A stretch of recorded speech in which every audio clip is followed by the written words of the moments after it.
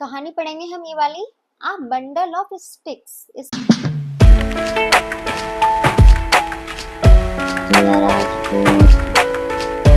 Sticks, sticks मतलब लकड़ियां, bundle मतलब गट्ठर, लकड़ियों का गट्ठर, जो पतली पतली डंडियां हैं, डंडी सी डंडियों का गट्ठर। ठीक है, यहाँ पे मैं स्टिक्स को बोलूंगी लकड़ियां, ये पतली पतली जो डंडियां हैं लकड़ी की हैं। ठीक है, लकड़ी की डंडियां, तो लकड़ियों का गट्ठर या डंडियों का गट्ठर, कुछ भी आप कह लीजिए। An old man was about to die, एक बूढ़ा आदमी मरने वाला था, मतलब उसकी मृत्यु होने वाली थी।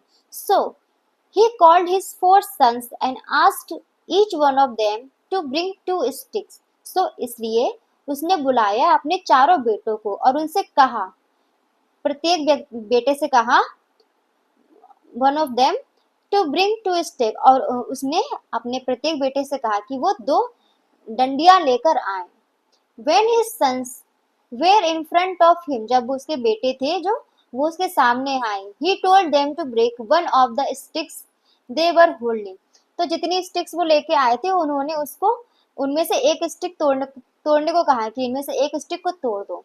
All the boys easily broke single stick. तो एक जो लकड़ी थी, एक डंडी थी, सबने, चारों लड़कों ने अपनी आसानी से उस लकड़ी को तोड़ दिया।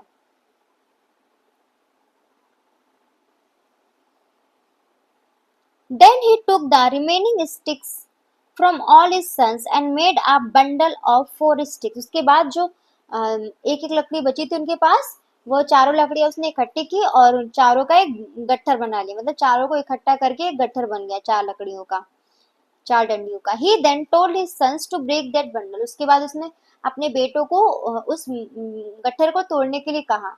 All the sons tried but they couldn't break it. चारों ने कोशिश करी बट वो उस गट्ठर को नहीं तोड़ पाए। The father said, पिता ने कहा, stay together and no one will be able to defeat you.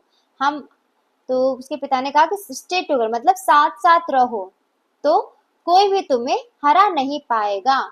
Moral, इससे क्या शिक्षा मिलती है?